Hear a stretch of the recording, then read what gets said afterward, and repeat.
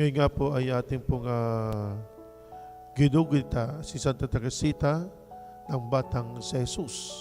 Si Santa Teresita ng Batang si Jesus ay siya po ay batang-batang pumasok sa kumbento ng mga Karmelita. At habang siya po ay nasa kumbento, simula nung siya pumasok, walang ginawa kundi siya ay manalangin, magdasal, ipagdasal ang lahat ng kaluluwa. At ganyan po naman po sa ating Ebanghelyo, hindi nyo alam kung anong uri ng Espiritu ang sumas sa inyo.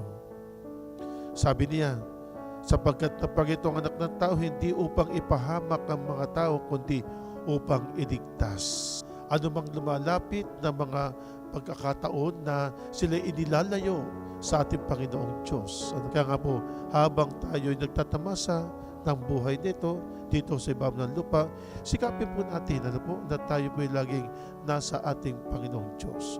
Ang gumawa tayo ng mga kabanalan, ang gumawa tayo ng mga kabutihan, at higit sa lahat, ang tayo'y magdasal, manalangin lagi.